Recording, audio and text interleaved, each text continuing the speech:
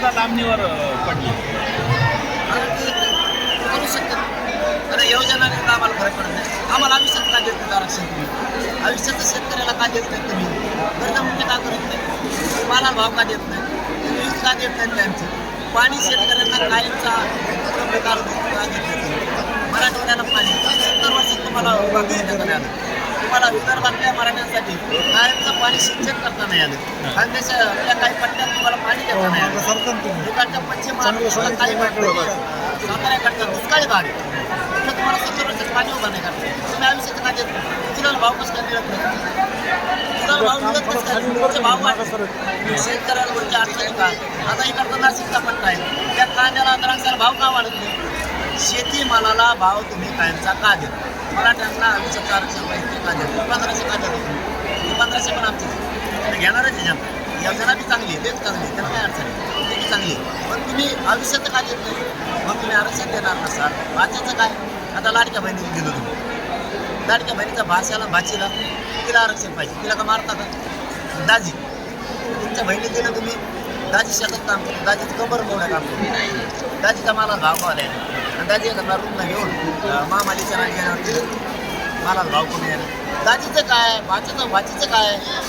लाडक्या बहिणीला दिले ठीक आहे, काही अडचण नाही. आयुष्यात कुठेच का कामाला आम्हाला आयुष्याचं द्या. फडणवीस साहेब मला सांगतो, मी तुमचा विरोधक नाही, ना शत्रू आहे नाही. मराठा तुमचा विरोधक नाही, शत्रू पण आम्ही तुम्हाला विरोधक मानत नाही. तुम्ही आमचं आयुष्याचं हक्काचं आरक्षण द्या. हे लोक तुम्हाला नसतील. पण तुम्ही जर वारंवार एकदा मुंबईतले आमदार, एकदा आता त्या पश्चिम महाराष्ट्रात काय ते बार्शीचं ते जास्त पुढं घालून तुम्ही आणखी खड्ड्यात चाललात. थोडं सगळं आणखी खड्ड्यात चाललात. आणखी एकही मराठा प्रश्न विचारू शकत नाही. कारण ही लढाई मराठ्यांची, मराठ्यांच्या लेकरासाठी. मराठाच काय प्रश्न विचारली? हे जे लालची आहेत, देवेंद्र फडणवीस साहेबांकडून आमदार व्हायचं, ज्याला खाली जिल्हा परिषद सदस्य व्हायचं, हे जे लालची आहेत थोडेफार मराठी, त्यांना आरक्षणाचीच गरज नाही. हेच मराठी त्यांच्याकडून करून आम्हाला विरोध करत नाही. कारण त्यांना आरक्षणाची गरज नाही, मग आम्हाला विरोध करायचा. देवेंद्र फडणवीस साहेब गरीब मराठा विरोध करू शकत नाही. कारण त्याला माहिती आहे आपल्या लेकराला आरक्षण लागते. कोण देवेंद्र फडणवीस म्हणतात त्याचं नाही ऐकत आम्ही. कोण आमदार नाही ऐकत म्हणतात सामान्य लोक. कारण त्यांचे लेकर मोठे होणार, त्यांचे झालेत. आता पुढे जातील असं दिसतंय. तुम्ही एकीकडे गोंगडी बैठक घेता, काय पुढचं चित्र असलं? तुम्ही किती पुढे गेले तुम्हाला मराठा त्यांच्या पुढे करायचं. देवेंद्र फडणवीसांना मराठा त्यांच्या बाजूला घ्यायचं. योजना देऊन मराठा तुमच्याकडून येत नसतो. धनगर बांधव तुमच्याकडून येत नसतो. त्यालाही तुम्ही असंच कसे आरक्षण देत नाही. तुम्ही दलित मुस्लिमाचा कार्यक्रम लावला, गोरगरीब ओबीसीचा कार्यक्रम लावला.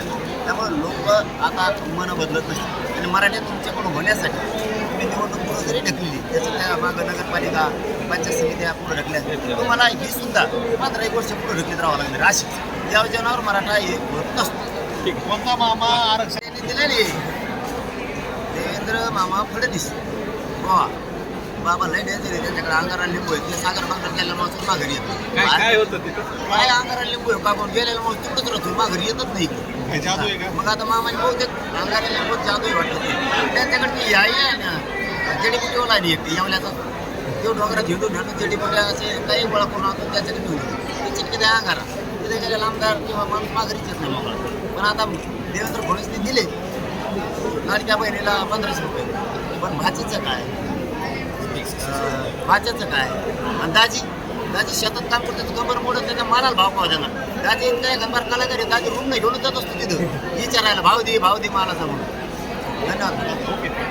आम्ही काय नोकरी करायची? आम्ही काय त्यांच्या हमाली करायची? आमच्या लेकरांना आरक्षण देणार नाही. तर आमचा वेटिंग करणार असतो. आमच्या शेतकऱ्याचं कल्याण करणार. यांच्या सभेला का जावं आहे? काय ठरलंय? नाही, आम्ही जाणार नाही. मराठी कोणत्याच पक्षाच्या नेत्याच्या सभेला जाणार नाही, ना प्रचाराला जाणार. जातील. मोकळी बैठकीच्या माध्यमातून तुम्ही विधानसभा निवडणुकीसाठी कानूसा घेत आहे जनमताचा आणि उमेदवार घ्यायचं किंवा नाही हे या मोकळी बैठकीच्या नंतर ठरणार नाही बाबा, असं काही नाही. कानूसा घेत नाही, काय करत नाही. माझ्या समाजाला आरक्षण पाहिजे. बार तेच सांगतो, माझ्या समाजाला आरक्षण पाहिजे. ती द्या. पण राजकारणात जायचं नाही, माझ्या समाजालाही जायचं नाही. देवेंद्र फडणवीस हे आमदार सांगतो दरबार ते आता नवीन आमदार आपल्या बारशी, त्याच्या माध्यमातून आता देवेंद्र फडणवीसांना फक्त मागत पडणारे त्यांनी आता राजकारण राहून घातला. तिथून मागं बरेच अंतर घातले. आता काढणारे, भांडण लावणारे आणि तो सभा बी उधळणारे मराठी. त्याला माहीतच नाही देवेंद्र फडणवीसचं ऐकून मराठ्यांची सभा उधळल्यावर आपल्याला आपला मतदारसंघ सोडून कुणाच्या राज्यात जायचं, देवेंद्र फडणवीसला बी राज्यात यायचं, त्याचा दुष्परिणाम काय होता तो आढेव त्या राऊतला मनात नुसती सभा उधळ्यो मग सांगतो तुला कसा कचका असतो मराठ्यात. एबीपी माझा, उघडा डोळे बघा नीट.